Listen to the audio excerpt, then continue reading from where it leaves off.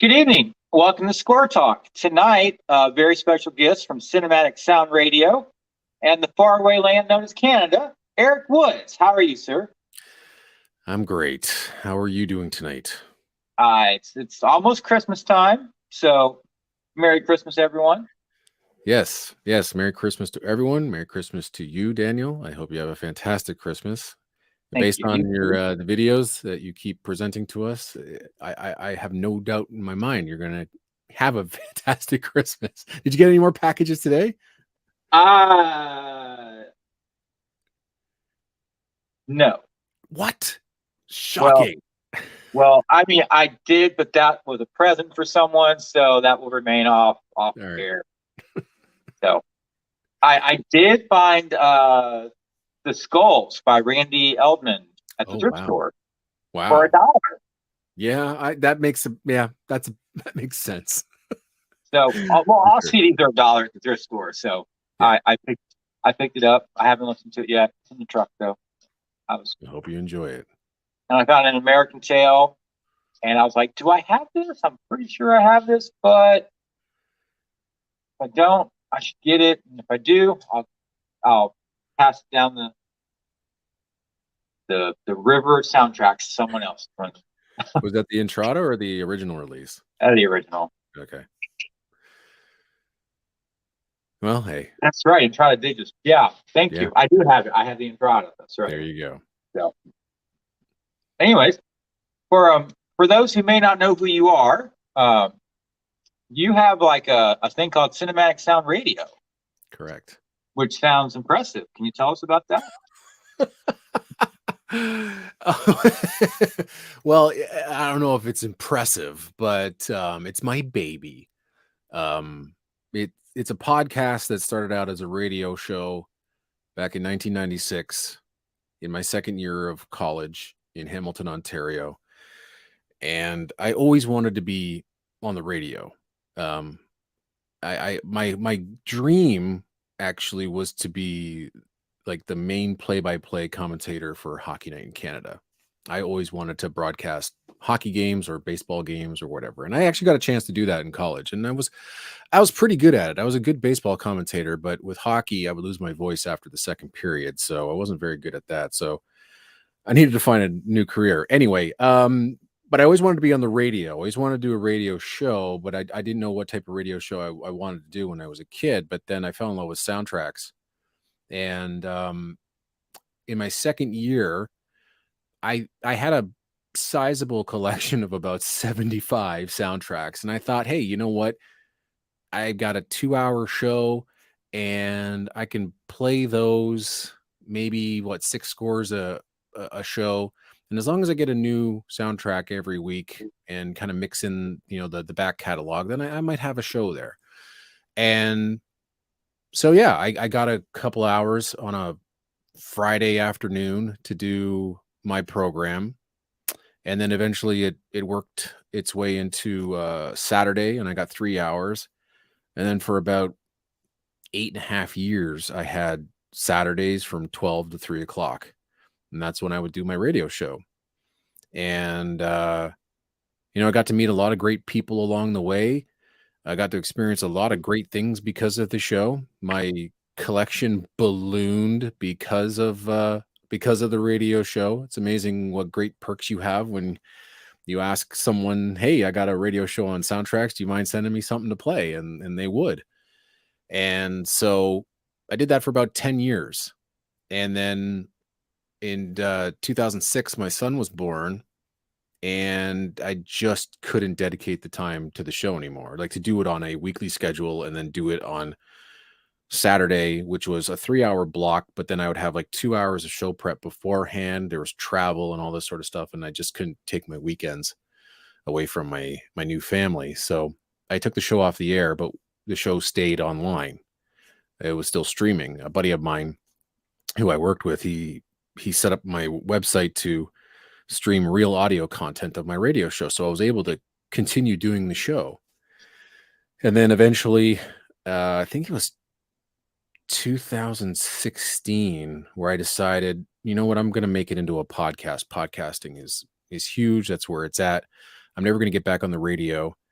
And, I'm doing okay numbers and audience wise with the stream, but I know I can reach a bigger audience with a podcast. And so that's how it turned into a podcast. And, we are close to a 500,000 downloads since turning it into a podcast, which isn't bad. And, we got a great core audience.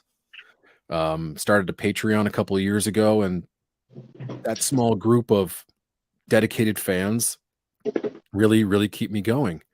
And then I brought on other hosts, and there's numerous hosts now that do shows for me. We have 10 shows now, and it's busy. It keeps me busy, and I'm actually learning a lot from the people who are producing shows for me.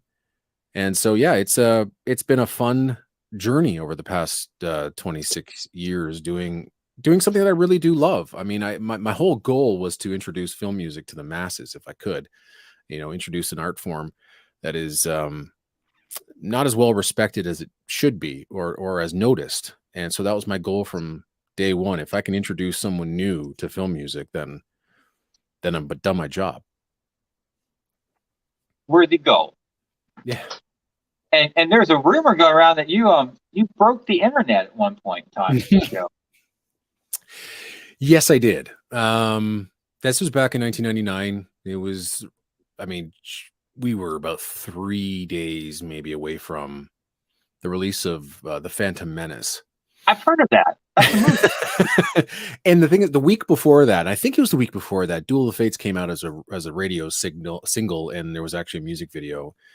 And I received that radio single from my contact at Sony Classical, but she also sent me the complete album, and I'm like, oh wow, this is superb. I get to hear this before anybody else does. But then I'm like, can I play this on the show?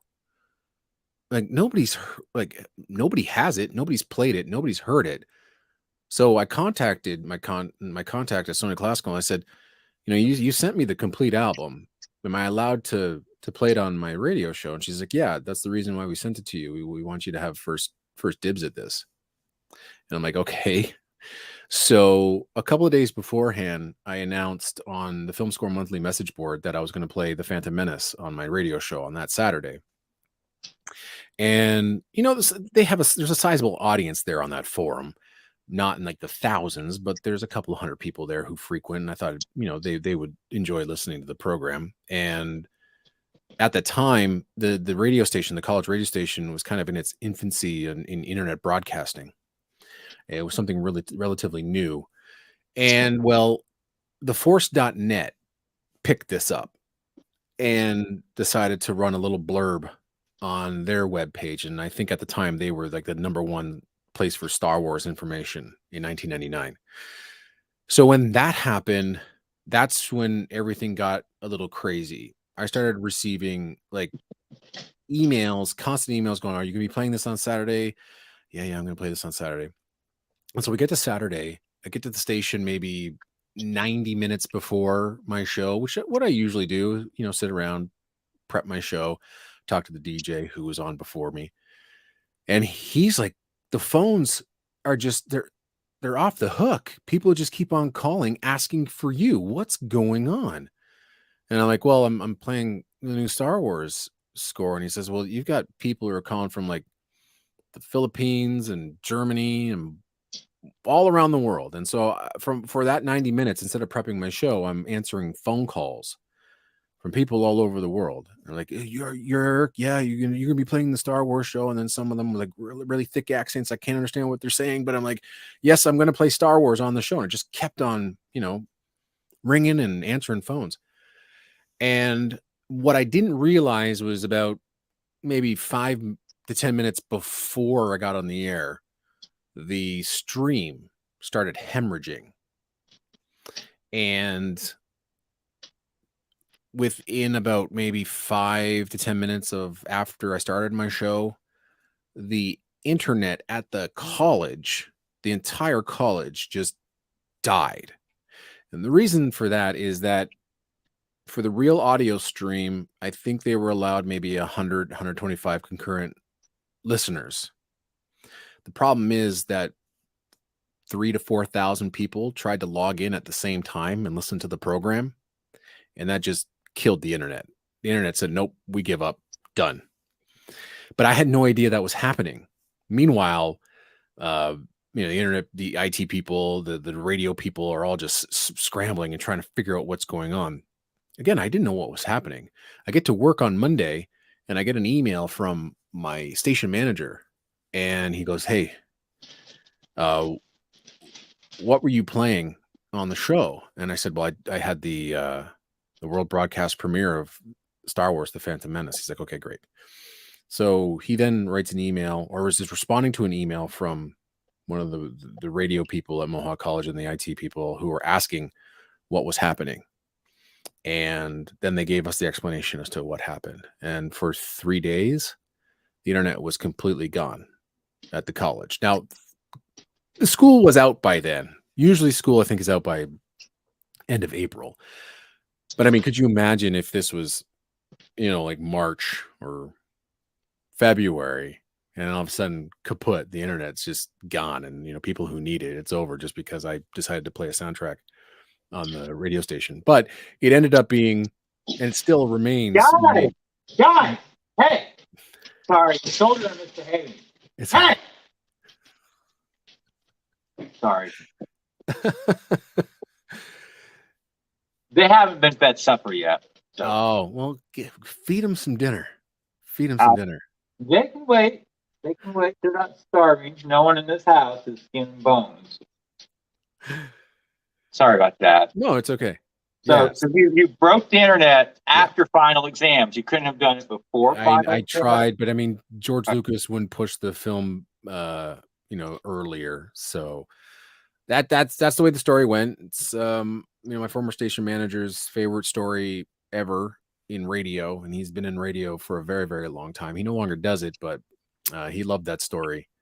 And I mean, and I don't think there were any hockey games on at that point. I mean, the real reason for the station getting the stream was that they got the license to broadcast Hamilton Bulldogs hockey games. And so the Bulldogs played in the American Hockey League, which is the minor league just underneath the NHL. And that was a pretty big deal. And so they wanted to make sure that anybody could listen to the program anywhere, or listen to the broadcast of the hockey games anywhere, not just on the dial, but on the internet. And that was the whole point of having it. So thank goodness hockey wasn't on at that time. I mean, God forbid, in Canada, oh my God, we can't hear a hockey game. Is that a sport? Yeah. So what got you into the soundtracks? Was it Star Wars or was it something else? Yeah, I think my first memories of music making an impact was Return of the Jedi. It's the first film I ever saw in a theater, at least from what I remembered. And it was a very special day. We went to this theater that doesn't exist anymore in Toronto, the University Theater, 2-story theater with just grand balcony, red seats, big red curtain protecting the screen, these 2 huge speakers off to the left and right hand side of the stage, and just this grand old theater. And now only the marble facade stands, and I think there's it's a grocery store in there right now or something. But anyway, I saw Return of the Jedi there, and it made such an impact that, when I came back home, and I used to love to draw as a kid. So I had my sketchbook open, and I'm drawing TIE fighters and X-Wings and Darth Vader and whatnot, and singing Star Wars music in my head. And that really made a profound effect on me. And then, of course, seeing Raiders of the Lost Ark on a Monday afternoon when I was sick, my mom said, "Hey, I think this is something that you might enjoy. We rented it over the weekend, but you might like watching this." And that just blew my mind, as did the music. So from that point on, John Williams's music was was always with me, but again, I didn't know who he was, but I knew the tunes, and it wasn't until I really started paying attention and collecting soundtrack music when I was, in my about 16 in high school that I connect the dots to, oh my God, Jaws, E.T., Close Encounters, and Jurassic Park. This is all one guy, and it's the soundtrack of my youth. And yeah, but I would notice the music. I would tape the music off of movies with my dad's tape recorder so I can play them back. And I had no idea there were soundtrack albums at that time. So that's the only way I knew how to get music and listen to it back. But yeah, it was really John Williams that grabbed a hold of me and just never never let go. So is Return of the Jedi your favorite Star Wars score? No, no. Empire Strikes Back is my favorite Star Wars score, but I think that the entire original trilogy is just a masterpiece. Three of the best scores, and I mean, for the amount of Star Wars music that's been written now, I still think that those are the cream of the crop. I love Return of the Jedi, but Empire is just something special, and it just remains, yeah, my favorite Star Wars score. If it wasn't for like Raiders of the Lost Ark, Empire would be my favorite score of all time. So Raiders is your favorite score of all time? Yeah, yeah, and that's again probably that's just a big hit of nostalgia. My memories is being a 7, 8 year old seeing Raiders for the first time and just having that type of impact on you. But the music just always stuck with me. And then once I got a chance to really understand what film music was, started studying it and listening to it closely and finding albums, and there was always the score that just resonated with me the most. Is it the best thing John Williams has ever written? Objectively, I don't know. But for me, it's as thrilling as it was back when I was a kid. Every time I listen to it, I always get those same feelings. I get the same feelings with Star Wars as well. I mean, those guys are like they're on neck to neck. Those are the most influential pieces of film music, to me. And that just started the whole journey. But anytime I can come back to Raiders of the Lost Ark, it's a good day. Desert Chase is kind of hard to beat. Oh, totally. I mean, again, that's the asteroid field for me, I think is just the creme de la creme of John Williams compositions. I think it's the best thing he's ever written. But again, back when I started really paying attention to film music at Desert Chase, I thought was like the best action cue ever written. But then, once I started paying attention and really dissecting things, which is things that I sometimes do, the asteroid field just gives me the biggest thrill. It's just everything good about film music. The way it tells the story, the way it enhances the scene, the the way that I like film music written. Big orchestra, lots of melody, lots of fun.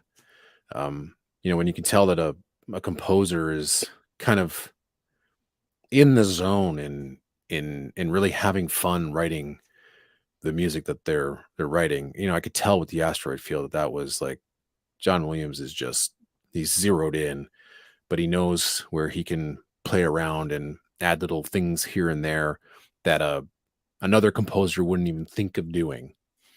Um yeah, so yeah, John Williams just still to this day remains like the guy who I think just really did it all and lucked into a couple of situations, but I'm glad that he did. I mean, John Williams without Steven Spielberg wouldn't be the same. And I'm glad those two got together because, my favorite director, my favorite composer, it was great to be a kid in the 80s. Yeah, it was. The asteroid field used to get a lot of concert play time, but unfortunately, it's fallen out of rotation. Yeah, and it's too bad that the film version of that cue, I mean, is hardly played. if rarely. I mean, I do like the concert version of it. Many people don't, but it's really interesting again to think back then. John Williams has this monster collection of great new themes that he wrote for The Empire Strikes Back, and he considers one of those compositions that needs to be played in concert to be an action cue, and so he decides to do a concert arrangement for it. It you'd rarely, I don't think there's many composers out there that are you know rearranging their material that is based on an action cue. Most of the time it's just like it's a big theme, or the memorable theme from a movie. But we got Here They Come from Star Wars. We got the asteroid field from Empire Strikes Back. We get the force battle from Return of the Jedi. He understood the importance of these action cues, that he wanted to play them in concert as well. And I always like that about John Williams. Scherzo for Motorcycle and Orchestra, and Scherzo for the X-Wings as well. Just all these action cues getting concert arrangements. I think that's a lot of fun. It's actually quite different than what you would normally hear in, let's say, any other composer doing film music arrangements of their work. So is John Williams your favorite composer? yeah, hands down. No doubt, no doubt at all. Oh, there's no doubt at all. He was my gateway into this hobby, this obsession. And then I just went out from there looking for anybody that was similar. And so if I heard something that might have sounded like John Williams that wasn't John Williams, I'm like, oh, okay, what's that? And who is that? And what else have they done? And so that got me into Jerry Goldsmith. It got me into James Horner, and then everybody else out from there. I mean, those three, along with Franz Waxman, is my Mount Rushmore of film composers. Those are the four that I would, their collections I would take with me to a desert island. Are you a completist? Do you have to have everything? For those three composers, not so much for Waxman. There's just so much Waxman out there that I don't think I have everything. I have a lot of his stuff, but for Williams, Horner, and Goldsmith, I try very much so to get everything that they've done, and whether that's physically or digitally, it doesn't matter. It's all about the music. But recently, I've kind of made it a goal of mine to try to find all those physical John Williams albums that I didn't get. I think it was after War Horse. For my radio show, I would get promotional albums, and after War Horse, I think that was the time where the label started going to like digital only releases. So they would just send you digital files to play on the show, which is fine. It's a great way to deliver things. It's cheaper, but there's like a whole section of soundtracks after that I don't have physically. So I'm kind of in a, looking on eBay now and elsewhere to see if I can complete my collection. And that's the same thing with Horner. There's some things near the tail end of his career that I don't have everything physically, but again, I don't have everything that they've done in my digital collection, which is where I listen to everything. But I don't have like a complete physical collection of everything. But I'm trying. I still have some time before I leave this earth. And but again, like I said, it's mostly about the music. And so as long as I have that, then I'm really happy. Is the computer your preferred listening method for music?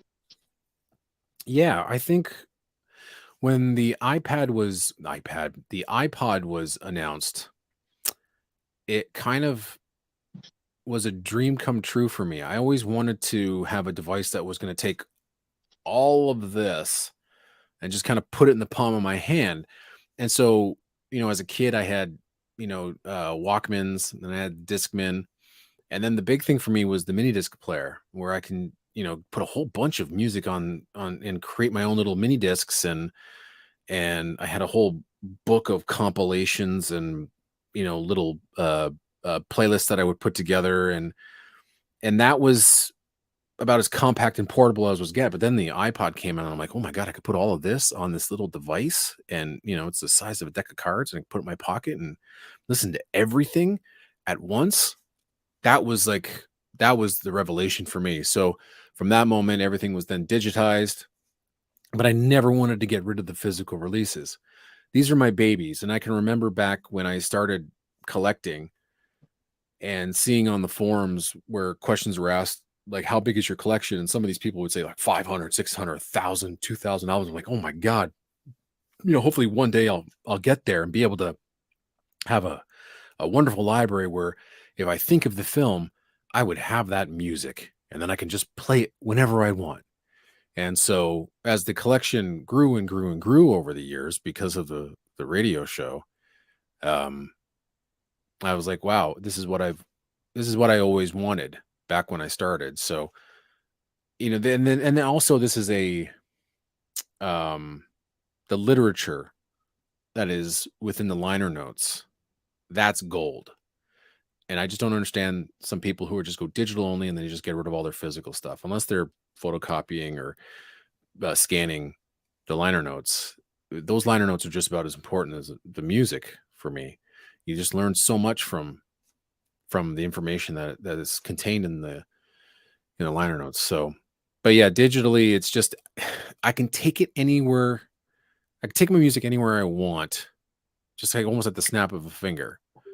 And so I'm able to, listen to it here. And then if I have to go out for half an hour, just grab my phone, go in the car, keep listening to the music. I can stream it downstairs, without having to take anything with me. It just makes listening to music so much easier.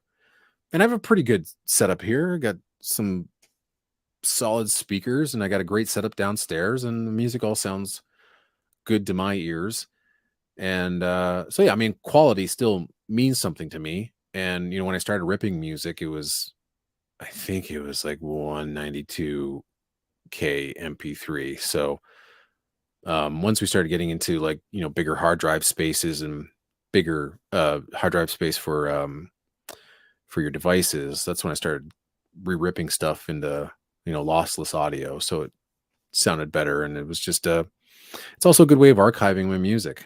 But yeah, digital for me is the way to go. What about records? I never really got into LPs. The only time that I really bought some was at a time when I knew that I couldn't get the album on CD. And so this is also at a time when, LPs are just dead. CD rules the market. This is the late 90s, early 2000s. And I would go to record shows, you know, and, you'd see they weren't as crowded as they are now. There was hardly any record stores around. Right? Everything was just, CD, or they were still record stores, but it was all CDs anyway, or cassettes. And so I can go and find a soundtrack that isn't on CD and get it for like $5-10. And I thought, okay, this is a great way for me to experience music that I can't get the rare CD. So Indiana Jones and the Temple of Doom, for instance, was in the $60-70 range because that was a Japanese import and I couldn't find the American version anywhere. And so I go to a record store and I see Indiana Jones and the Temple of Doom on LP and I'm like, great, I can now listen to this and it cost me $5. Same thing with Space Camp. Space Camp was legendary for having this released in Japan and Japan only. And there's no way I was going to get my hands on that. So I was able to buy Space Camp and listen to Space Camp. And my dad had a record player and I'd listen to it down in the living room, my family home. And I'd rip it to cassette as well. Cause again, that was the way I was listening to music, portable music. And so that's the only time where I started buying records. And my dad was doing the same thing. He'd go to flea markets and he'd found like Close Encounters of the Third Kind, Chariots of Fire, a couple of other albums. There was Miklos Roche's King of Kings. It was 99 cents for these albums. I mean, that's absurd nowadays, right? With the Yeah. collectability of records.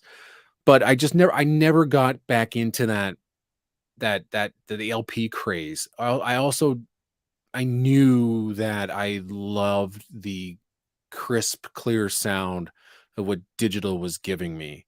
Hated surface noise, the pops of a record. Just it irritated me because there's certain like songs I would listen to on LP. Like I'm talking about songs like Meatloaf's "Bat Out of Hell," my favorite song of all time.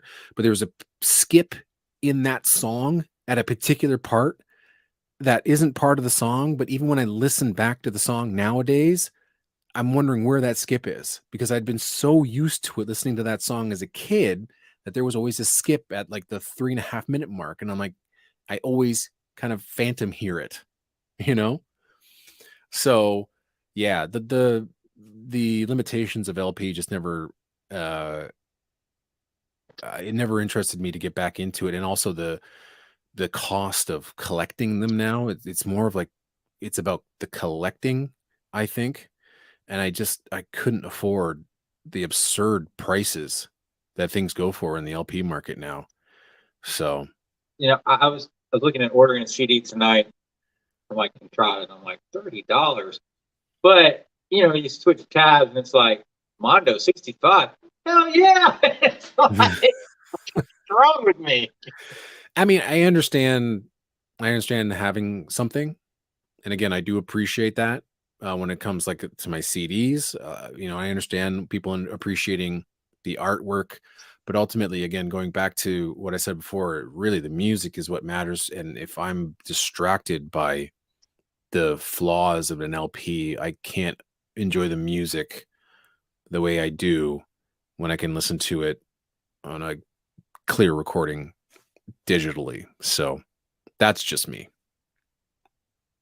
So, what would be like a grill item? I know you mentioned Space Camp back in the day. That was like just like to have Space Camp on CD was unheard of. Yeah. But like today, like what would a grail item be for you? I have a feeling that like everything that I ever wanted has been released in some shape or form. I mean, a flawless release of, the complete scores to the original Star Wars trilogy and in Indiana Jones. That's where I'd be like, okay, great, let's do the definitive release of those. That would make me happy. But again, I can enjoy what I have right now, flaws and all. But there's really nothing that I can think of where it hasn't been released yet, and I'm just dying to hear it. So much of the stuff that I loved as a kid has already come out, and so um, I'm intrigued by expanded editions of albums that I'm not too crazy about, or things I'm like, oh, that's interesting. I'm wondering how that sounds, but it's just there's nothing now that, I mean, back in the day, there was always, when's Back to the Future coming out? When's Predator coming out? When's all the Lethal Weapon scores coming out? When does Die Hard come out? And that was a fun time to be a collector because every time a label would announce something, you're like, oh, which one is it?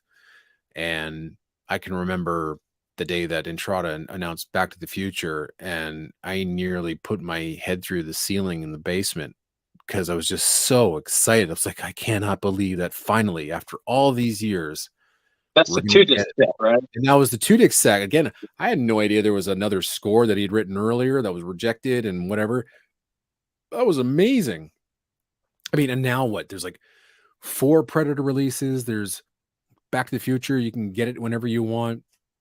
It's just amazing. It's an amazing time to be a soundtrack collector, except for, again, we're in this day and age where it's all about the limited edition. So I feel bad for anybody that's new into collecting or discovering soundtracks that, oh, hey, that soundtrack came out from Entrada, but it was limited to 1,500 copies, and now I can't get it, and I have to go on eBay and spend a ridiculous amount of money to find a secondhand copy. I just kind of wish everything was always available, so that the new generation, because I can remember being in high school, and hey, okay, well, I wonder if there's an album for Raiders of the Lost Ark. Well, the record and CD was out of print. I tried ordering it. They're like, nope, Yeah. that's not available. So I would, try to And find never come something eBay. else. Yeah, and there was no, I mean, there was really no, there's no eBay back then. So I don't know how in the world I was gonna eventually get that. But then, thank God for when I discovered the internet in college. That was the first time I ever used it. And I just so happened to stumble upon in the announcement for the DCC release of Raiders of the Lost Ark. And I'm like, holy smokes, I'm finally going to get a chance to own this.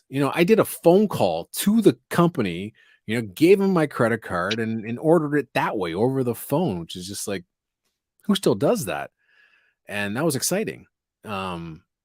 So, but yeah, it's, I don't know. I don't know what is out there that would make me like freak out now.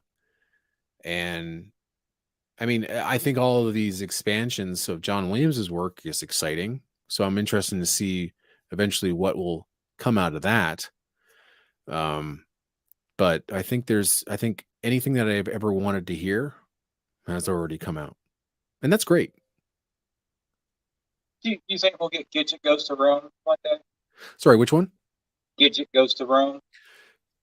You know what? Now that you mention it, I think that's my number one holy grail. No, I don't know. I have no I would like. I hope one day there'll be like a box set of Johnny Williams, the early years, and it'll be like Gidget Goes to Rome and Daddy Gone Hunting, and it's just all the old stuff that he would probably just rather just forget about. Yeah.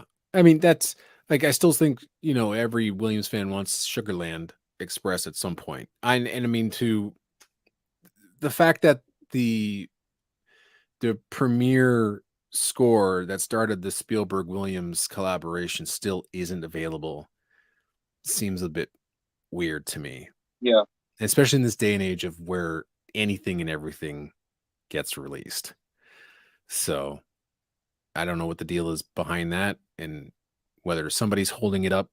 And licensing is always just it's a crapshoot. You never know who holds the license to these old films now and who sold what to this, and then again they might not be able to get, I don't know, approval from Goldie Hawn for her likeness on the soundtrack album. That's what holds up Mission Impossible expansion releases. It's Tom Cruise and his people. Most of the time labels are just waiting for them to say, Tom, approve this, please. So can't we just have it without him on the cover? well, and that who told me the other day that it was a John Powell score, Night and Day. I think it was John Powell. I think it was released by Perez, and they had no approvals from, I think, Tom Cruise, or I think it was Cameron Diaz was in that. Anyway, none of the actors approved anything, so all they did was just text on the cover, and that's it. So anytime you see that, you know that none of the actors approved the artwork or their likeness being a part of the artwork. So, but yeah, who knows? Who knows what's holding up Sugarland? Even if they're working on it, I don't know. They should be. It's weird things that can hold up a Yeah, release. yeah, and that's the thing. Soundtrack fans I don't think understand the process that these people who are working on it have to go through in order to get these albums done. I mean, when we look at it, it's like this little, square package with a, circular disc in it, and we just plop it in and play it. I Right. mean, you have, yeah, you have no idea what went into making that a reality and how long it's taken them to do it. And, Conan people the are like, Destroyer, finally. How long has sorry, that? sorry.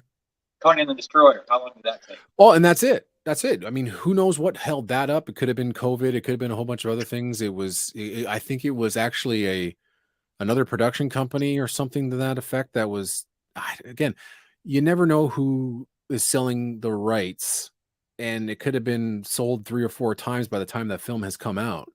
In order to, like, you got to check all the boxes and make sure that all your ducks in a row. And if not, then you get a situation like Slipstream on Perseverance Records, where the producer of that album thought they did all their due diligence, and unfortunately they didn't. So that goes out, and all of a sudden it's like you're getting cease and desist from, I think it was the Bernstein estate, and it's like now you got like 100 so copies of this completed album that you thought you had the rights for. Now it's like a bootleg, which it really isn't. I mean, they didn't do it on purpose to say, hey, we're gonna deceive someone, but I mean, Slipstream was one that we never thought in a million years would ever come out. And then finally it did. And it was like, hold up.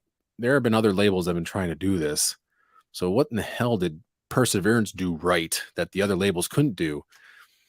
And yeah, it was a whole fiasco. And I mean, thank goodness I have a copy of it. I mean, it's a brilliant score. It's a brilliant album. I wish everybody could have it and enjoy it. But yeah, you just never know. There's just one thing that you miss, and it might seem so insignificant, but that could just cancel a project right then and there. Do you have a piece of music that you would consider like your personal theme?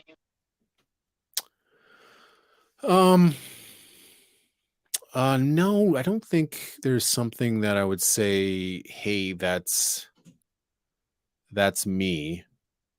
I never really thought about that.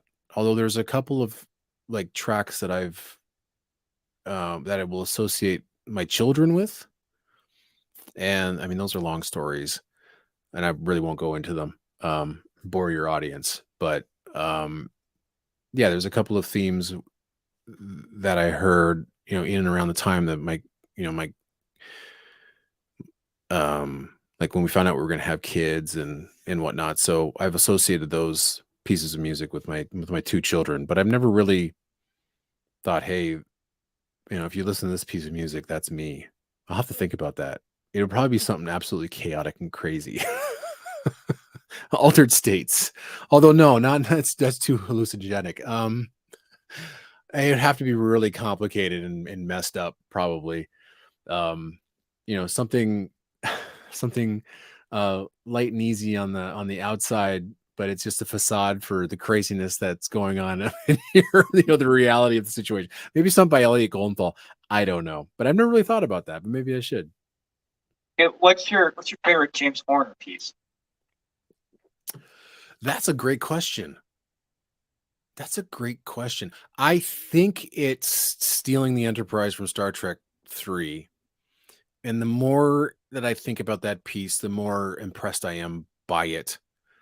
It did make the entire scene. Oh, it's just if you ever want to give anybody a scene to watch, to say, watch this without music and now watch it with music, and then that's why I love film music. This is what it does for a movie, but on top of that, it's also just fantastic music on its own. But there's other things like, Rocketeer to the Rescue, in the end title. I always love that, and I first heard that on a Eric Kunzel compilation called The Great Fantasy Adventure Album, which still remains one of my favorite albums of all time. That was actually introduced to me by my music teacher in high school. He knew I liked film music, and I was working on a John Williams project for my final, my year-end project. And he says, hey, I got this album here. And after school, why don't you come on after school, and me and a couple other buddies as well, and we'll just listen to it and play it. And, there was a great setup in the music room, and we just sat there and listened to the whole thing. And I'm like, what is this? Like, almost everything on there I had never heard before, with the exception of, like, there's Robin Hood and Hook and Jurassic Park, but then El Cid and Total Recall, Rocketeer, The Abyss, that incredible arrangement of the Terminator theme. I was like, what in the world is this? So that's when I fell in love with the Rocketeer. Braveheart's my favorite score of his. The launch from Apollo 13. Any one of his cues with a beautiful horn solo, I love as well. Horner, yeah, Horner was one of those composers where I was first able to watch a film without knowing who was scoring and going, all right, that's probably James Horner writing the score. That was Yeah. 1995, 1994, 95, and it was like 10 or 11 James Horner scores came out that year. So I remember watching Legends of the Fall, again, not knowing who. I was like, that's got to be James Horner. His name came up. Yeah, that's absolutely it. Saw Jumanji. Well, hey, man, that sounds like James Horner. That was James Horner. Apollo 13, Braveheart. All of a sudden, that's when James Horner clicked with me. It was like 95. It was like, oh, man, this is great. And yeah, it's just so much beauty. Wonderful composer. Just gone way too early. Favorite Howard Shore?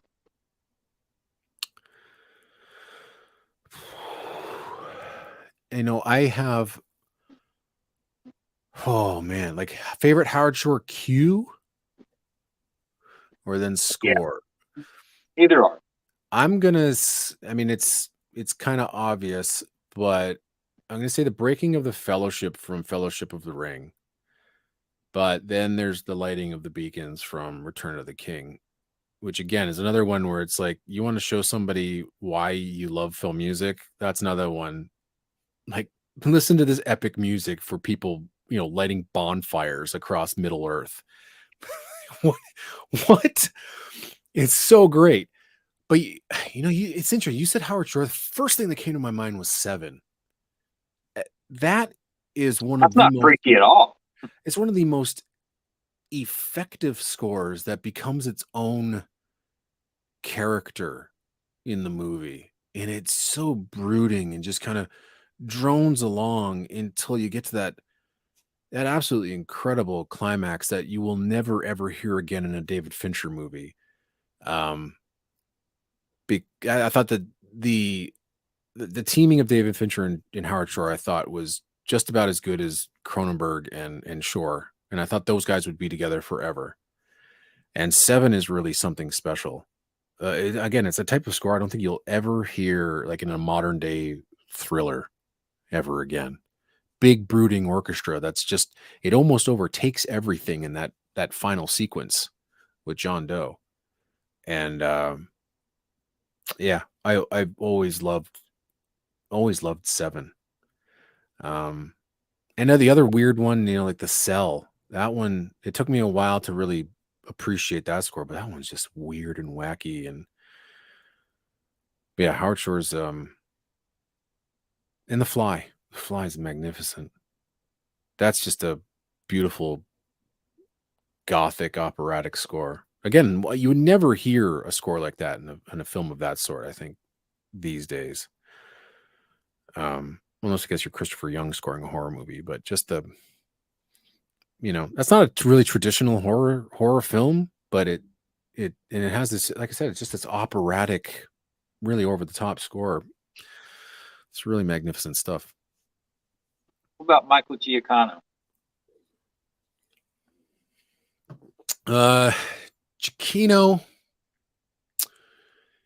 man, there's so much.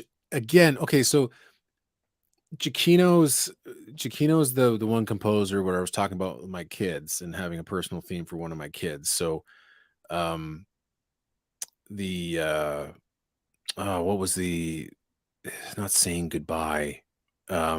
It's where it's the scene in Lost season 1 where they're saying goodbye to everybody and they're all sailing off to find help, and Giacchino just writes this enormous cue that, again, I never really cried watching a television show before, but I mean, I remember sitting with my wife and watching this show and we're just streaming, tears from our eyes. And it was because it was such an emotional scene, but it was because Giacchino owned it. But anyway, there's kind of like this descending theme in there that he reworked for a cue called Hurley's Handouts.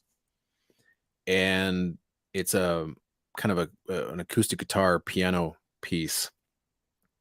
And I heard that piece of music the moment I got out of my first ultrasound, seeing my son's outline in the ultrasound for the very first time. And then I got in the car and I heard this piece of music. And much like Richard Donner heard Superman in John Williams' music. This little descending uh, note, and we knew we were going to name our child Liam. So it was this 2-note descending theme that sounded like Liam to me. And so every time I hear this piece, I think of my son. And so that always remains. If I ever hear that on the road, oh, Parting Ways. Parting Ways, I think is the name of, or Parting Ways, I think is the name of the cue in Lost Season 1. Anytime I hear that or Hurley's high on handouts, if I'm on the road, I need to pull over. I don't skip it. I need to listen to it, but I need to pull over because I'm just misty. So totally misty.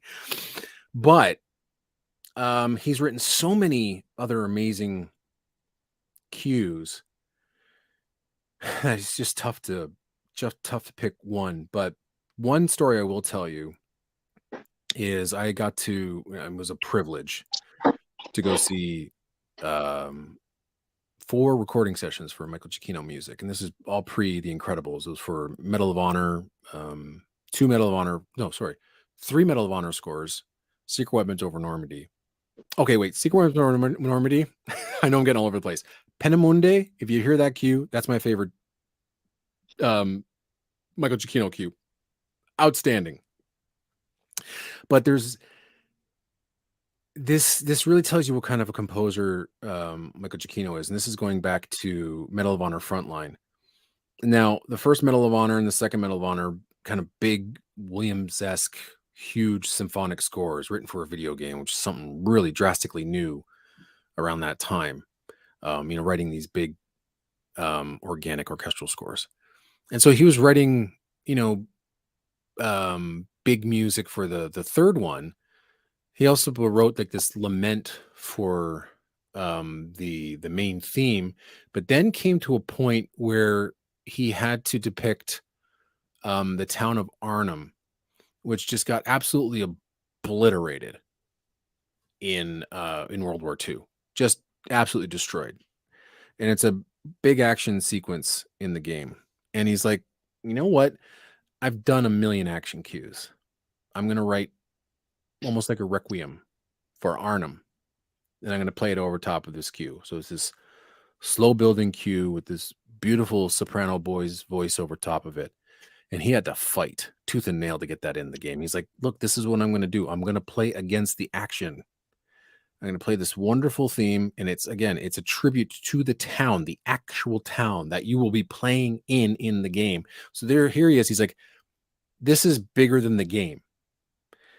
So he had to fight and fight and fight, and he finally got his way, and he wrote this cue, and it's stunning. Well, I remember listening to it, and I'm like, this was written for a video game? Like, it's so profound, it's so moving.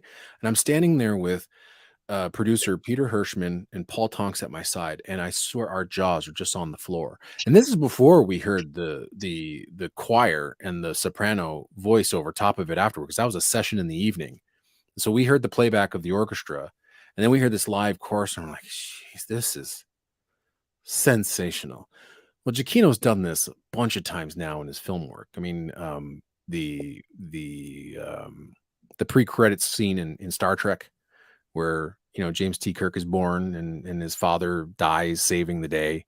Giacchino's playing against the action there. And again, I don't cry during Star Trek movies, not even during Spock's death in Star Trek 2, but I was in tears watching that sequence, and it was all because of Michael. So he likes to play against the action. So I think if you ever go, and anybody out there, go listen to Arnhem from Medal of Honor Frontline. It's really great. But then if you want traditional Michael Giacchino in action mode, holy crap. Penemunde from Secret Weapons over Normandy. Oh, baby. The brass writing. These rapid fire brass statements to represent machine guns. Just so cool. And again, I remember standing there witnessing this. I mean, I'm supposed to be working. I was doing all the video work for this. I'm supposed to be working. I'm like, I'm just listening to one of the greatest things I have ever heard. It was sensational. Just standing in Bastille Chapel in Seattle, this great old church where they recorded scores of the Northwest Symphonia.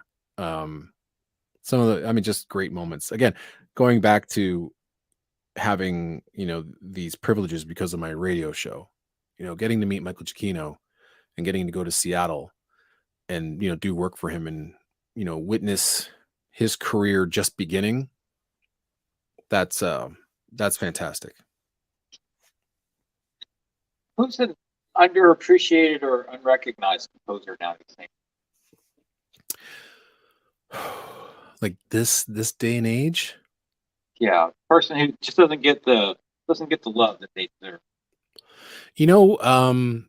Someone who I thought that was always going to be huge. I mean, there's two composers who I think have yet to write anything bad. Like everything in their catalog is great. One is Mark McKenzie, one of the gentlest souls I have ever met. Just a kind-hearted man who I can't believe has written some of the most violent and horrific music earlier on in his career.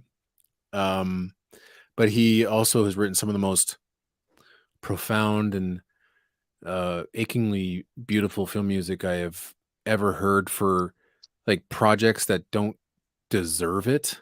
Like small animation projects like The Greatest Miracle or Max and Me. Gorgeous, gorgeous scores. Um, he got to work with Jerry Goldsmith and James Horner orchestrating for them, and his composing career never really took off, but he has written some absolutely gorgeous scores, and I kind of wish that he was bigger than what he is. And he just wrote uh music for a film called Prancer that just came out on Intrada Records, and check it out if you can. It's beautiful. And if you ever listen to his score to Blizzard, it's sort of in that same just warm family Christmassy vein and beautiful orchestrations and wonderful themes. Mark McKenzie. Another guy is Christopher Gordon, and I think him living on the other side of the earth didn't help. But this is a composer who was self-taught.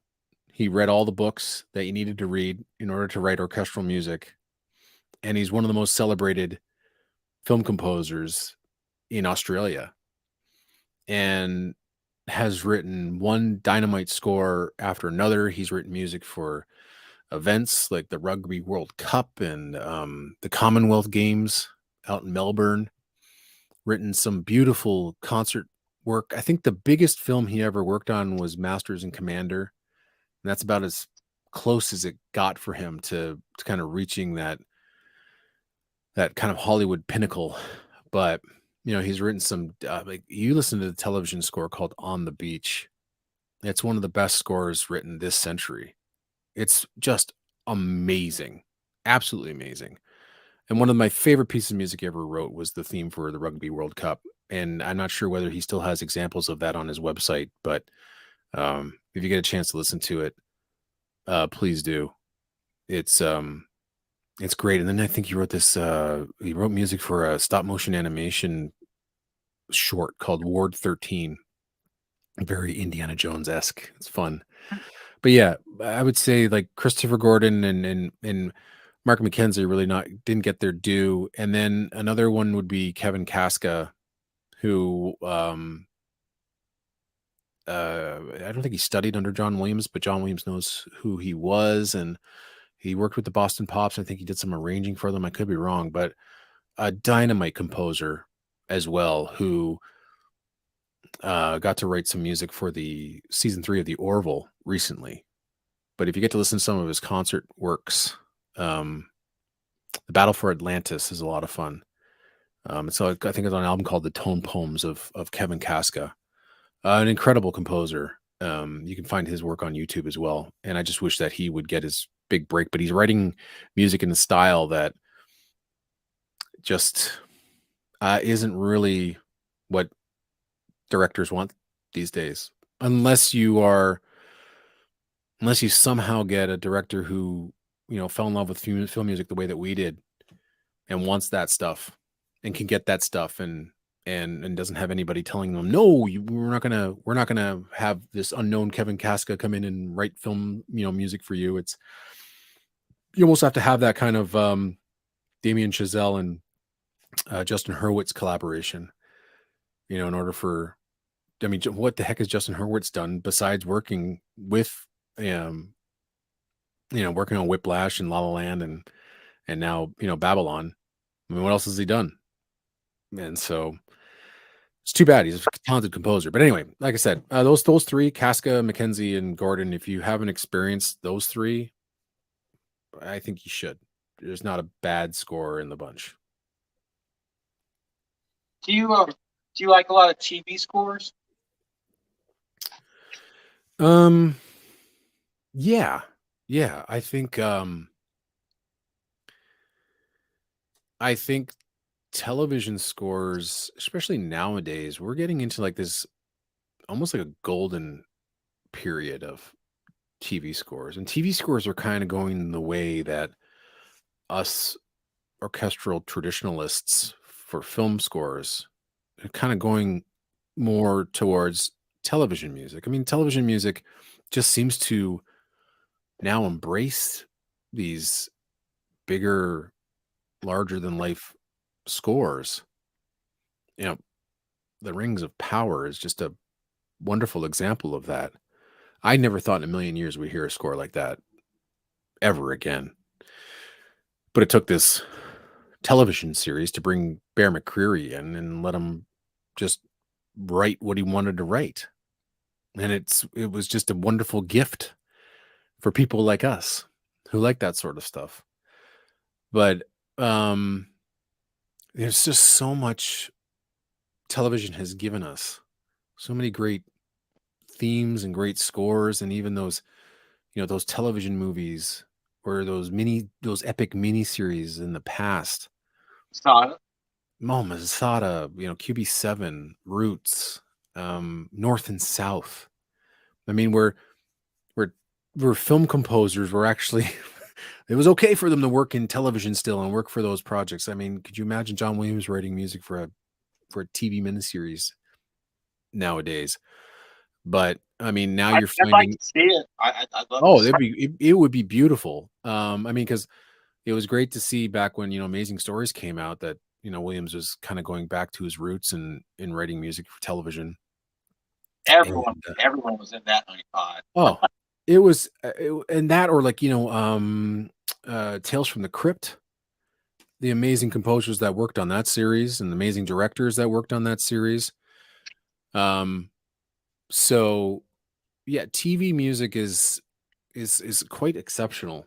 So many great scores are coming out of television, and not just here, but in Spain, for instance. You know, Federico Ucid is doing some fabulous work out there, and Japan, man, they're if you're like a traditionalist like I am, anybody should be just diving into the music, film, television, video game music of Japanese composers.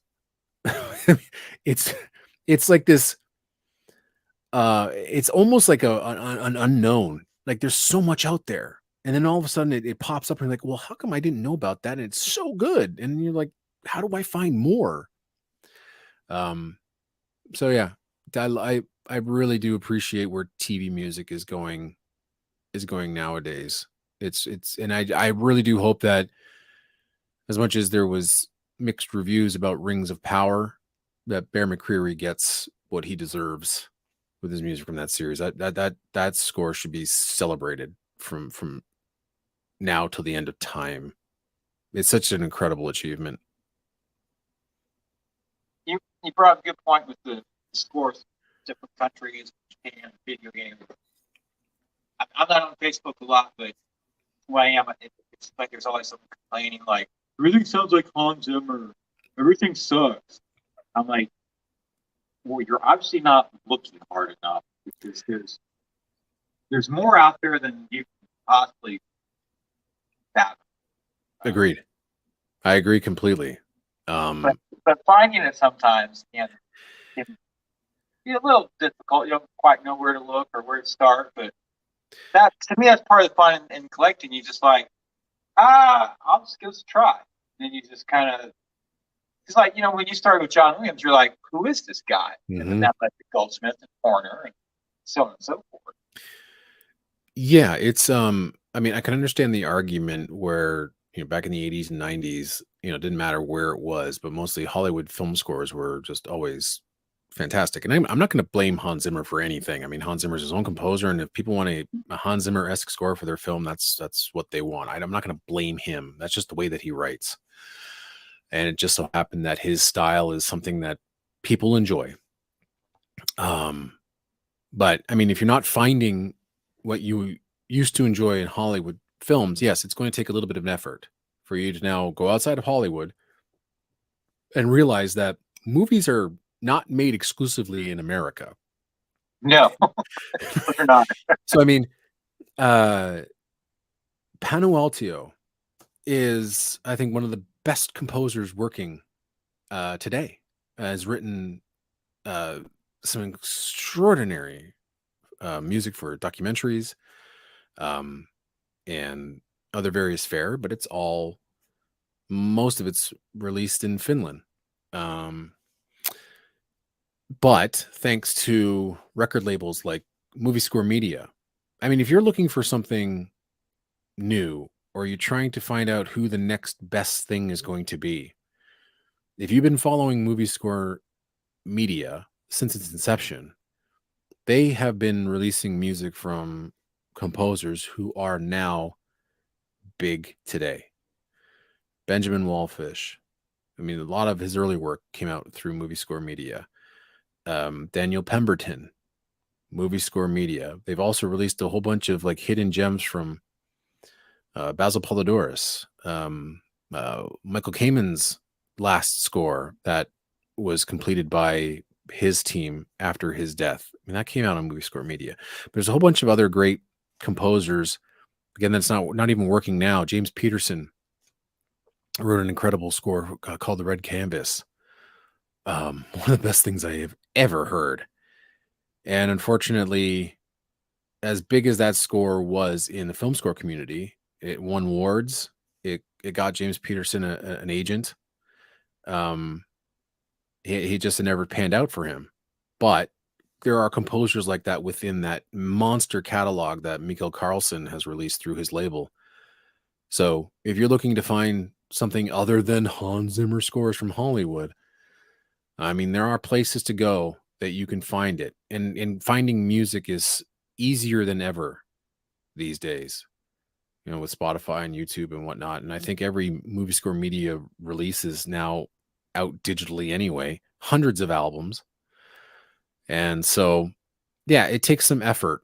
But man, when you find that one gem from a obscure Spanish television show from a composer you've never heard about before, it's just as joyous as when you discovered John Williams or James Horner or Miklos Rocha or Hans Zimmer or whomever for the very first time.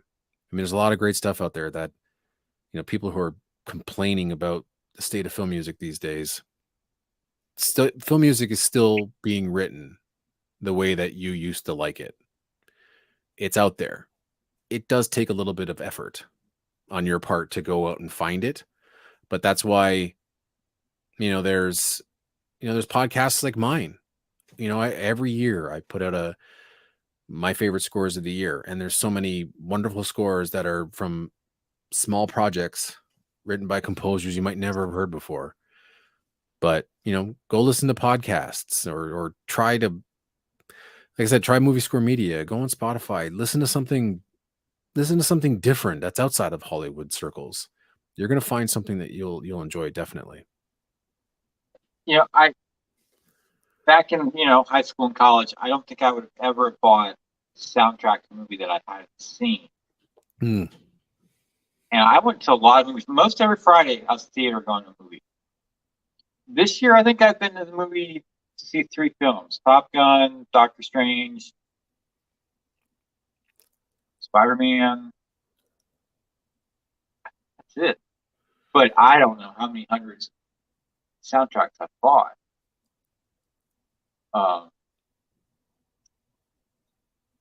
And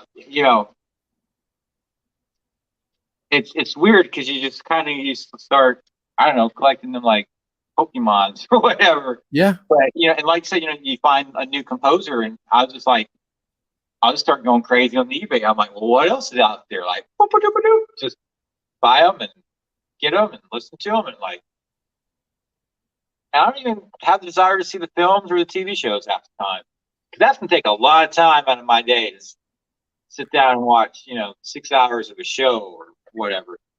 Just give me like the double CD soundtrack. I'm good. I know what you mean. Everything back here, I probably haven't seen maybe 90% of it, but I have an instinct for, if I like the composer, then, I'll start exploring their work, and I can appreciate soundtrack music. Film music is just the style that I like, and I know kind of what the style of film music is. That's what I like listening to. As much as it is married to the moving image, I like listening to it by itself.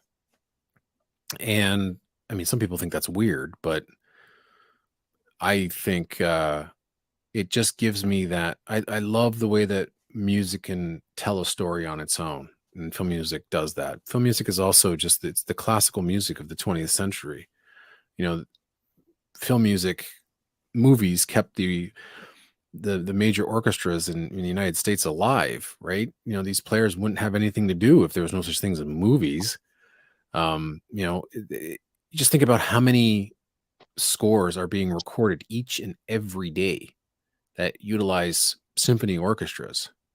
It's because of the movies, and that they got jobs because of that. But anyway, I can tell that, based on a sample, that I'm going to like. Well, here's an example. Charles Gerhardt. He's one of the key figures in my discovery of film music, and I don't know what I would do without him. There's a whole generation of music I probably wouldn't have appreciated if it wasn't for Charles Gerhardt, who Like the Golden Age stuff. all the Golden Age stuff. I couldn't stand Golden Age music because of the archival quality of it. Hated the sound of it. Just hated that old-timey sound to old movies. Not the composition, the recording, and just the way I hated it. I just absolutely hated it. But 1998, 1999, I cruising the soundtrack section at one of the Toronto record shops, and I come about this album, with the music of Franz Waxman. I'm like, oh, I've seen this album like 4 or 5 times, and I'm thinking, maybe I can give it a shot. Looks like it was, recorded in the 70s. I'm like, okay, Star Wars recorded in the 70s. So how bad could this sound? What is this? I don't know. Prince Valiant, Sunset Boulevard. I heard that before. What's Terrace Bulba? I don't know. I'll give it a shot. So took that home, played it, and my world changed at that moment. I realized, holy crap, this music is unbelievable, and it is right up my alley. This is why I like film music. And that 10-minute suite of Prince Valiant blew me through the back of my room. It was just unbelievable. And then just hits after hits after hits after that. And so that's when my real discovery of Golden Age music came about. But then again, many of those films I had never seen before. But Charles Gerhardt was able to take that music, take all those scores, and pare them down to these 8, 9, 10-minute suites and make them musical, as if they were classical pieces. And so I think that's when many people also, back in 1972, when I think the Eric Korngold, first Eric Wolfgang Korngold album came out by Charles Gerhardt, finally came to that realization that film music can be listened to on its own and be appreciated the same way that a symphony written by Beethoven can be appreciated. And so going back to your point of not having to see the movie to appreciate the music, yes, it's easy for me to do that. Gerhardt was one of the reasons why I started enjoying a whole plethora of music that I thought I would never give a chance. And then finally get to, Elmer Bernstein's, re-recording series and Miklos Roche's albums that he did in the 70s. And then you get tribute film classics and Naxos and all those guys. Just, I mean, my world opened up like never before. I mean, there was a point where I heard John Williams, and then, I realized I could collect soundtracks, and then there was Charles Gerhardt, and it was like, holy cow. And of course, like Erik Kunzel and everybody, Varis Erban re-recording, these old timeless scores. It was the 90s was a magical time to discover film music as well. But yeah, as long as the album is able to tell a story musically, then I'm fine. I don't necessarily need to see the music or see the movie, but however, my appreciation of film music comes from seeing and hearing the music in context. And I do that every year for like my best of list. I don't just say, hey, this music is great, so therefore it's a great score. I really need to hear it in context. So like I don't play video games, but if I'm going to pick 2 video game scores as my favorites of the year, I've got to experience that music in context. So I don't play, so I'll go online and find game footage. Well, how does it work in context? Music sounds great, but it might be just crap in the game. And so yeah, context is super important, but also, I mean, you can easily enjoy this without having to see a film. And then sometimes these scores will paint pictures in your mind that have nothing to do with the movie. So it's fun. You mentioned the Golden Age scores, and one of my favorite bits of music from James Horner is for a movie that doesn't exist. In The Rocketeer, where they've got the like Robin Hood-esque thing going on, is like, what was it, like the Laughing Bandit, and they got that music going. I'm like, dude, can I have that soundtrack for the Mhm. Laughing Bandit, please? And you can I know find it. it doesn't exist, but James Horner wrote that little bit of music, and it's just like, dude, I wish he would just like write like an hour-long album of that. Take it, do it, make it happen. But those scores do exist. They do. Like the Adventures Adventures of of Don Robin Juan, Hood. the Adventures of Robin Hood, or even the Adventures of Don Juan, which is Max Steiner doing his best Eric Wolfgang Korngold impersonation. That is up there. The Seahawk, my probably my favorite Golden Age score of all time, and then you get like Prince Valiant. Just I remember the description of Prince Valiant on the Film Score Monthly label, having known nothing about it besides hearing the 10-minute suite on the Gerhardt album. And he's like, well, this is basically what Raiders of the Lost Ark was before Raiders of the Lost Ark came out. It's So 1950. I was sold. I was like, oh, really? Okay. He's like, there's themes for bad guys, there's themes for good guys, there's action music, there's fanfares. It's like it's Star Wars and Indiana Jones all mixed in one. I'm like, fantastic. I'm sold. And it's remained one of my top 10 scores of all time. And but all that Golden Age goodness, it's there. It's already been written. And don't be afraid to explore that music. There's just a wealth of wonderful, wonderful scores that again I was dismissing just because they were old and sounded old.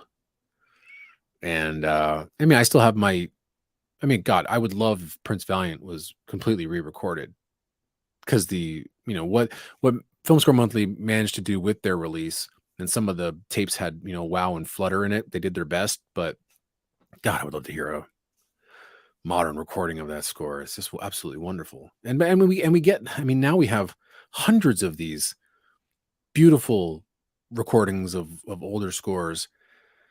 And I mean, as much as tribute film classics, I don't think they exist anymore. I mean, that team has teamed up with Entrada to do Kickstarter recordings, which is great. But if you have ever been interested in hearing, complete recordings of classic film scores done the right way, check out Tribute Film Classics. So many wonderful scores. Oh man, the artwork on this is beautiful as well. So Yeah, that's one place where I would start. Gerhardt and Tribute Film Classics. And YouTube, everyone. You can Oh find my most of God, these. yeah, Yeah. absolutely. But I mean, it's all out there. That's again, it's just great that we are in this day and age where almost everything imaginable is out there at the click of a button. I would love to have had that back in the 80s and 90s for sure. If I had eBay back in like high school, holy Yeah, crap. yeah. They, When I had they, 100% disposable income, absolutely. oh, oh, Lord. Oh, the days of just blowing a check and not thinking of anybody but yourself. I'm sorry. I had to come back for that. It's just the nostalgic hit. Oh, Yeah. yeah. But yeah, and going back, people who, who just poo poo everything now is just go to YouTube, just start looking up things. And there's so much music out there. It's like, I know people who hate hate modern comic books. I understand. I don't enjoy the artwork. It's not my comic books.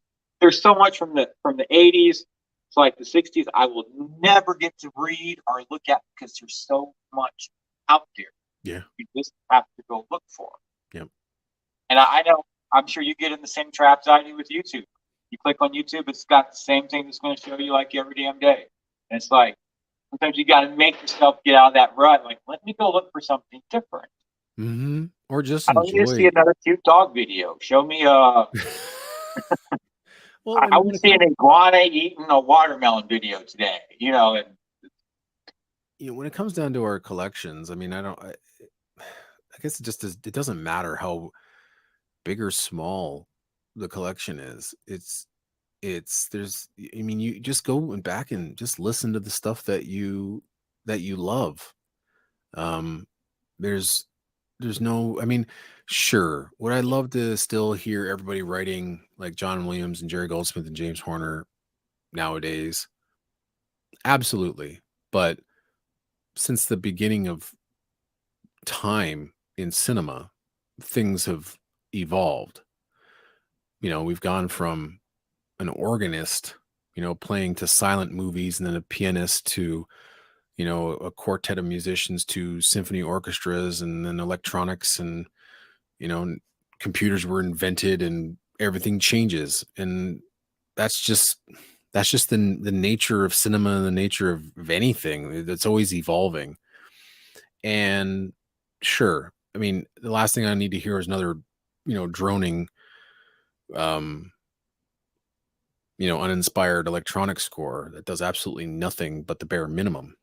But there's always going to be a Philippe Rombi out there writing grand orchestral music. There's, Danny Elfman is still out there. Alan Silvestri is still out there. As much as we still got another score from John Williams coming up next year. But even though James Horner is, let's say, lost, we got Avatar coming out, and we'll see how his music continues through Simon Franklin. But you can always go back to your James Horner collection and start from the beginning and just listen to them all again. That'll take you a while, and but you'll get so much enjoyment out of it. And so, yeah, sure, film music might not be the way that you thought it would end up, but celebrate what you like, get it out there, and tell other people about it. That's one way to kind of gain interest in some of the things that you might like. And yeah, don't be afraid to talk about it. I mean, I know I do all the time, and that's why I like still doing my podcast. I get to tell people, one episode a year, hey, this is what I like, this is what I think is the best, and I hope you find something that you might enjoy. I'm curious. Do you have a purchase that you regret having purchased? That's a good question. I have two myself. Do you? I mean, do. I remember. I mean, there was a time where I like I bought Medicine Man thinking it was something else, listened to it, hated it, and sent it back. But I got my money back.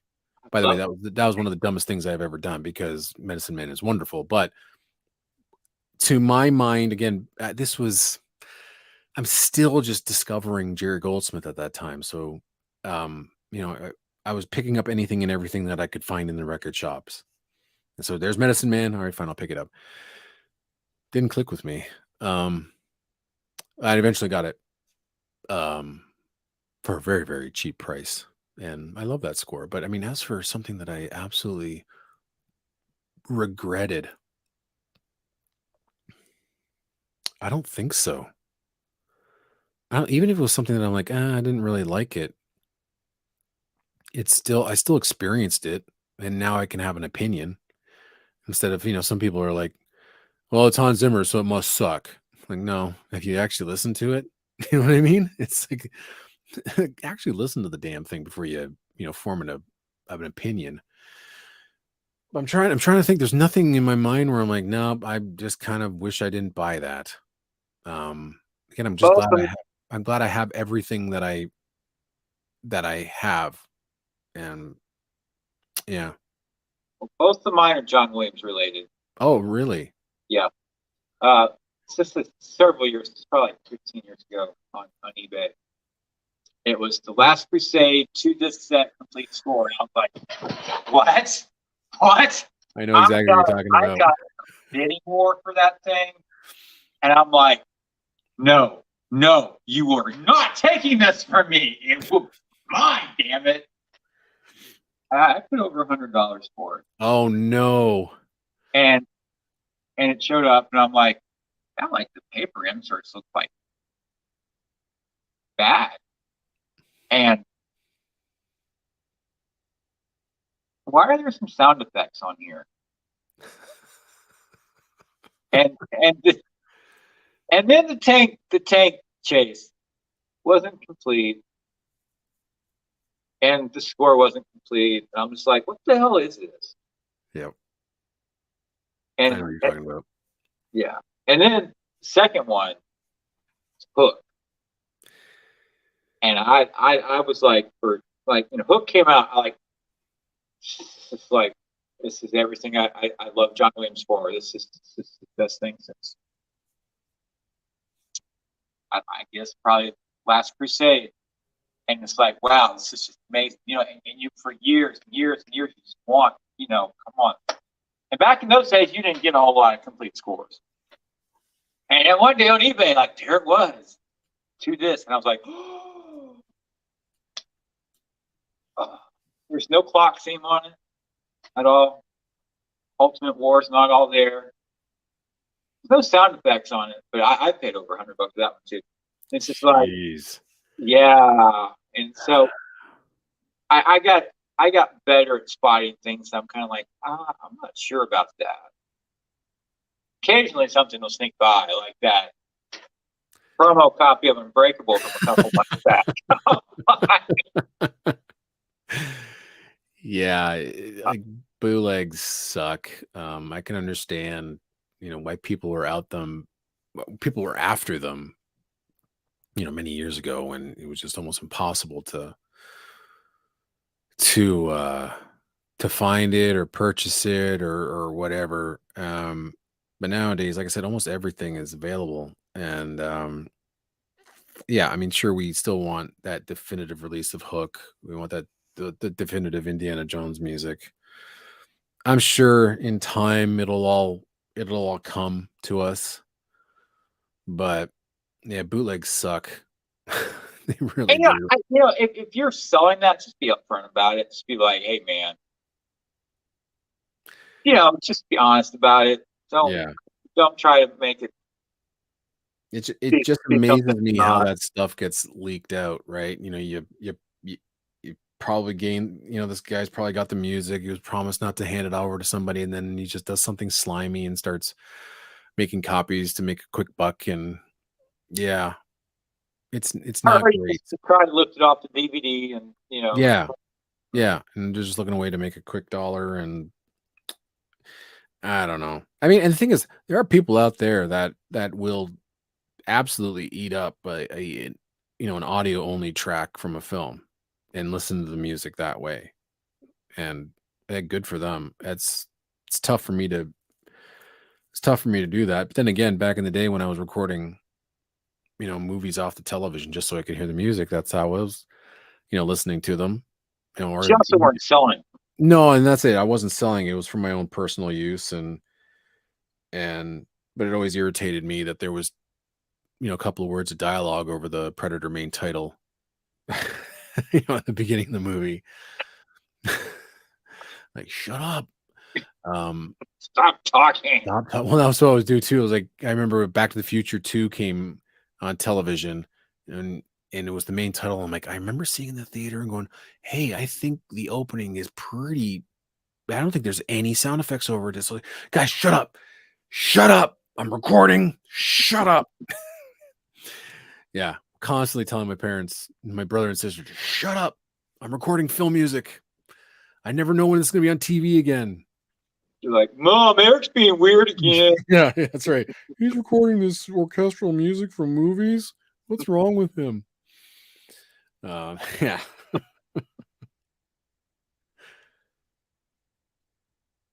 Like everyone, like in like our generation, I think we all had the same experience with tape recorder Yeah. and the VCR. Yeah. Well, I mean, I heard. Well, I mean, it was interesting watching that Michael Giacchino documentary for the Werewolf by Night short film that he did. And I'm not sure. Do you have Disney Plus? Did you see that documentary? It was really, really neat. It's directed by his brother Anthony, who had access again to like all the old movies that Michael used to make as a kid. But he'd mentioned something there. He's like he used to sneak in his tape recorder into theaters, and so he snuck it into like Star Wars and Empire Strikes Back and Return of the Jedi, and he'd record the whole movie on tape and then take it back home and just listen to it again. It's an era where there's no VHS.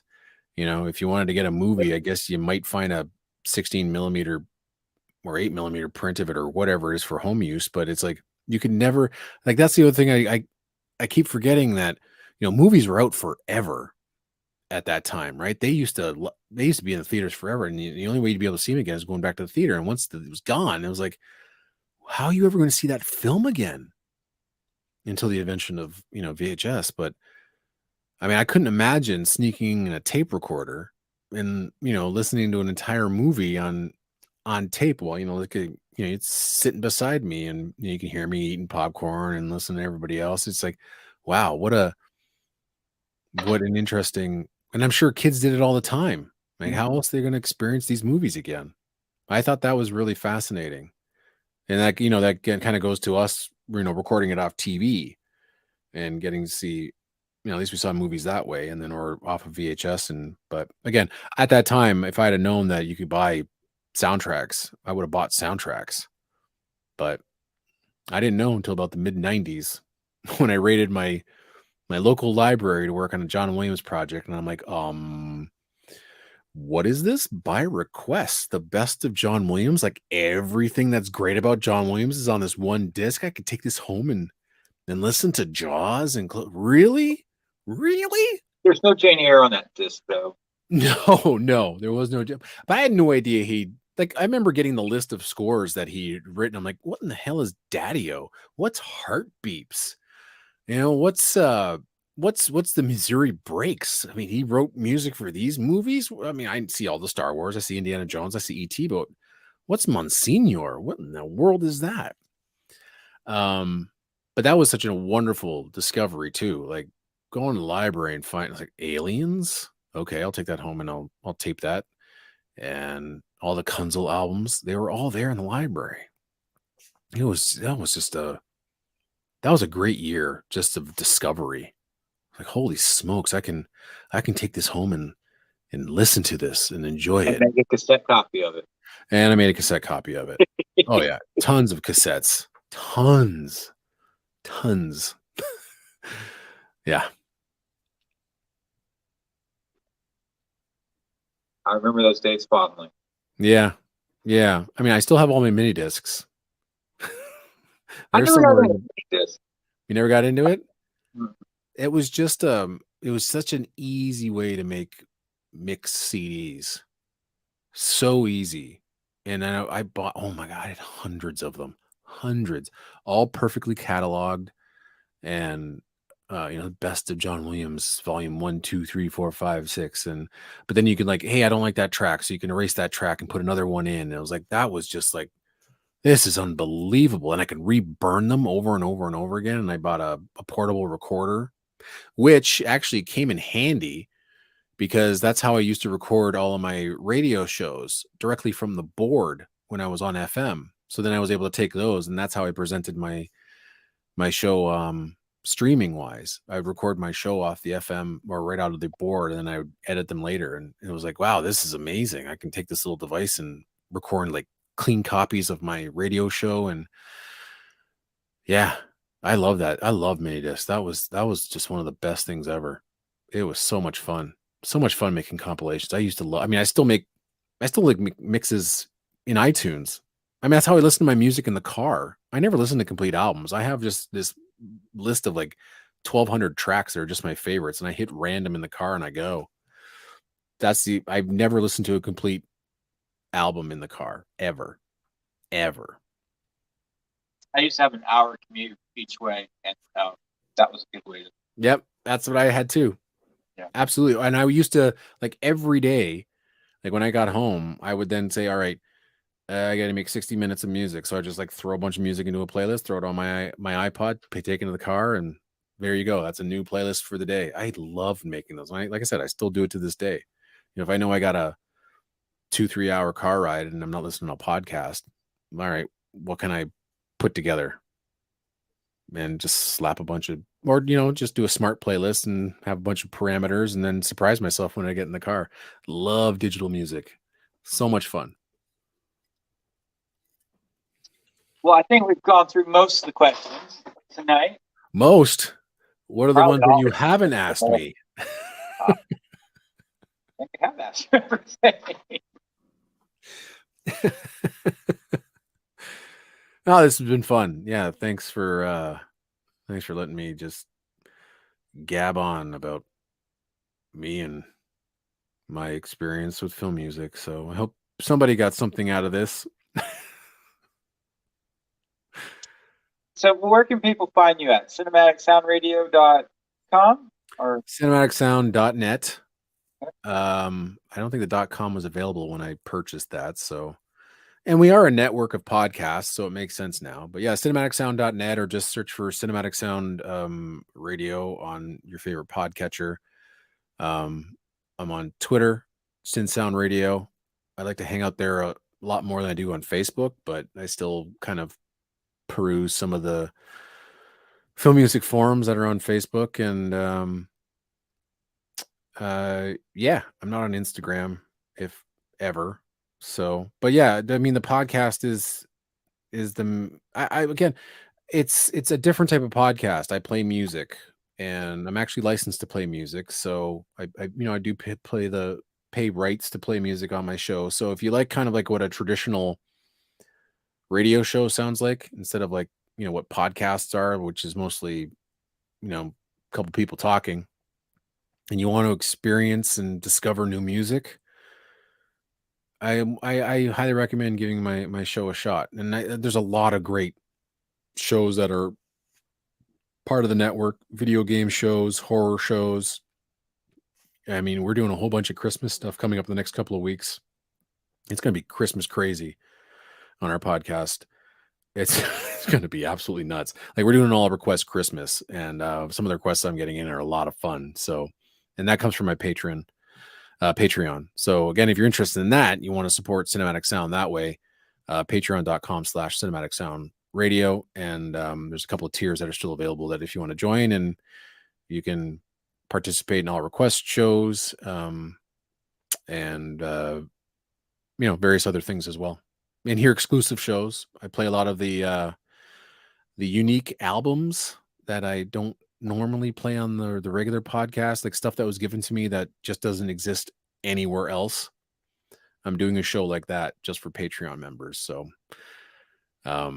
yeah, that's a lot of fun.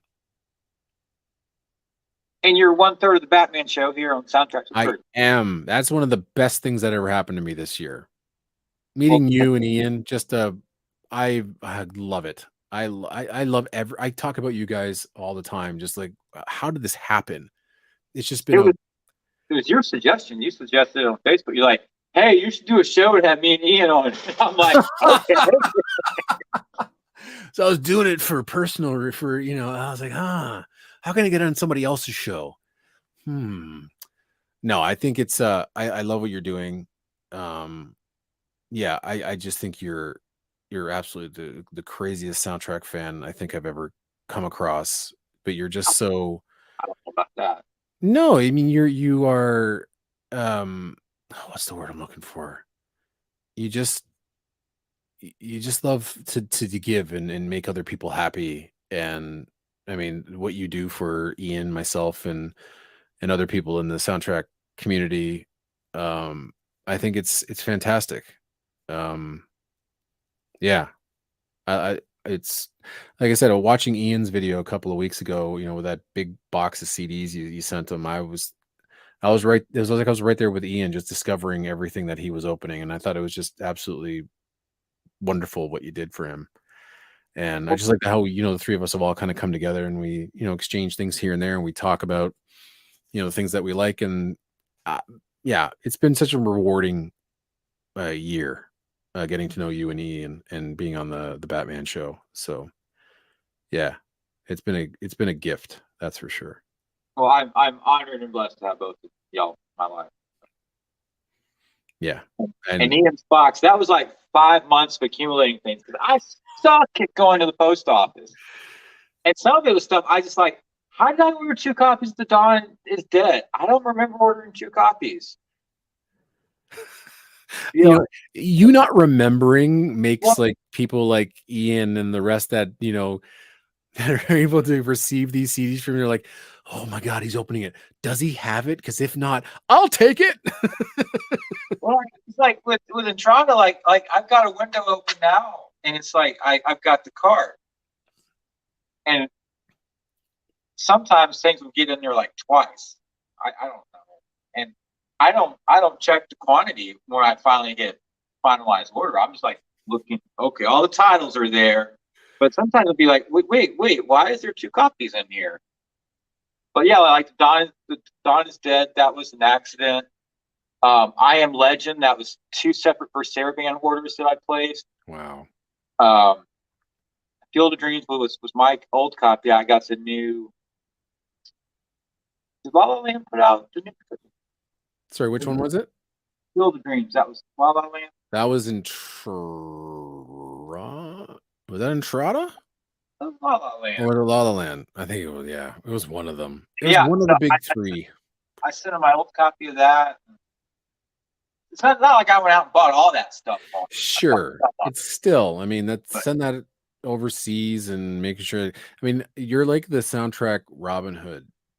You take from the rich and you give to the poor soundtrack fans out there. Take for myself to give to others.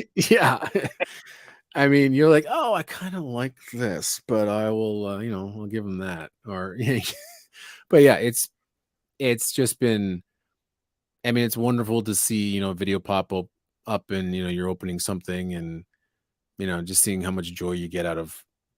I mean, what's the one thing about your channel specifically was I finally appreciated what people who collect LPs why they do it. Because I could now see that when you're opening these things, it's like there's more to it than the music, and now I understand, why people collect, records still. It's not something for me, but it was something where I was like, anybody popped up, an LP on a Facebook post. Yeah. Yeah. That, I mean, that's beautiful. I'd be like, you know what? I just want that just to have it. Now I'm like, oh, God damn it. I'm sounding like these record guys. And it's beautiful. Yeah. And so that's where it was like, I'd make fun of people who are buying LPs and records, and I just hated it. I was like, man, and why is that the only physical copy being, why that format? but I have a better appreciation. I still got the expanded edition from a drive. And that's the other thing about you. Like, you still appreciate the music and you still like the best sounding music, but still you can listen to an album and enjoy that no matter what. So I have a better appreciation for people who collect records because of your channel. And so I feel so bad for the way I treated people who listen to records, especially on like Facebook forums. And I was such a jerk. And but yeah, thanks to you, I kind of like, oh, I get it. I get it now. I get it now. I do wish I'd ordered a second copy of this for Christmas, but It's what sucks though about it is just it's so damn expensive. It doesn't have I don't know why it has to be that expensive. I mean, they're beautiful things, but it's like, man, there's so many people I see out there that want these things that can't get them because it's just out of the price range. And it's really become about the collectability of it.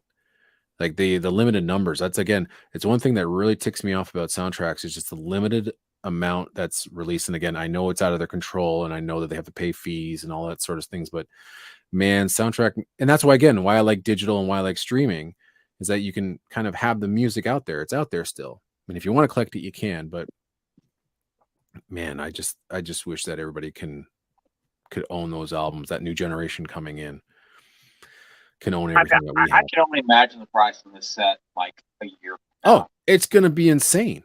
It is. It is. And that's what's crazy about it.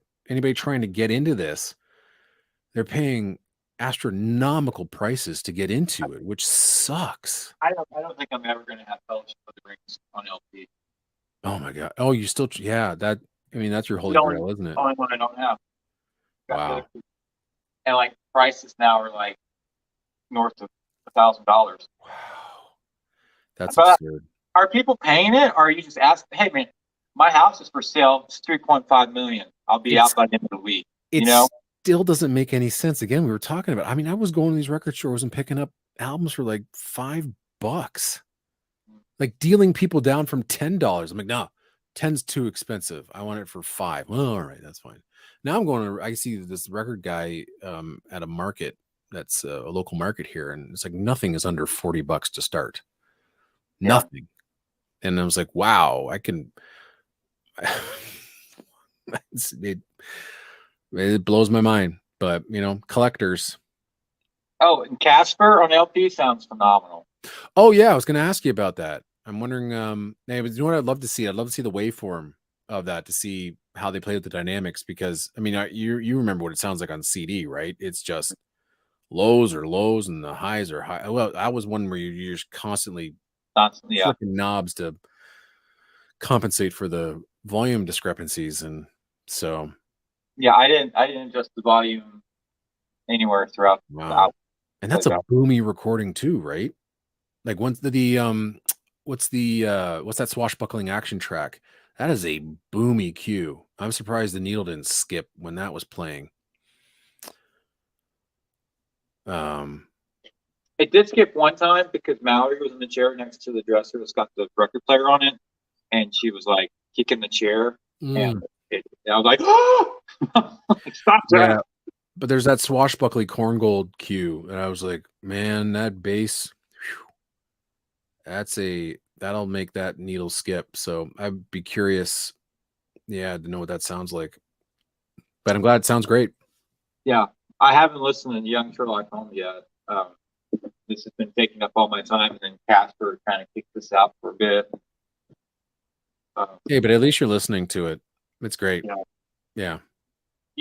Speaking about records, Zabby's got a 10 LP Eno McCartney Western set right now. Wow. I think it's like $350, and it's on sale for I think $220, I think. Oh my god! And I was like, that's a good sale price. And I only knew the titles to like two of the films. They're all foreign films. I couldn't imagine spending that much, especially on something I really don't know, like a blind buy like that. Yeah, that's difficult. It feels like CD form for like $100. I'd be like, yeah, I'll get that. But I'm like, because right now my Entrada card's up to I think 220, 230, and I'm like, it's Christmas time. Bought enough this year. New Year's coming up. I can start all over again with no guilt. No guilt at all. Well, I mean, I'm kind of I'm excited every time a video comes on because I'm not buying that stuff. But it's great to see you open it, and I'm just about as excited as you are when you're opening your stuff. So it's pretty fun to watch and see. Well, thank you. I'm looking forward to receiving your Christmas present. And you said the print of my favorite German, right? Yes, it is. It's Excellent. it's yeah, it's a beautiful Sophie Mutter. I hope Life she's wearing size. that yellow dress. That she, Life size. Yeah. well, Absolutely. even better. I'm gonna I'm gonna ask Gary Kester to do that just for you. I mean, I have like no wall space left, but I will take down Tel El Kabar and almost forward 42nd, and I will make room for it. All right, sounds good. And with that, Everyone, thank you for stopping by. Have a wonderful, safe Merry Christmas. Happy Hanukkah. Have a good New Year. We will be back. Eric Woods, Ian, and myself with the Batman show probably after Christmas, I'm guessing. sounds about right. Because next week I will be in Chicago, and everyone's got a lot going on for the holidays. But like Eric was saying, and like I think I mentioned too, seek out other countries' film music. There is a lot more besides Hollywood, California. Yep. It's easy. Ditto. It's easy to get stuck in the rabbit hole, but if you're feeling the doldrums about the current state of Hollywood films or Hollywood film music, there's a lot more out there, and there's probably even more that's been done before you were born. Check it out. Agreed. And thank you, Eric, for your time tonight. Well, thanks for having me. I do appreciate it. And thanks for letting me just gab for the past 2 hours. As always, adopt, don't shop. Keep listening to great film music, and we will see all of y'all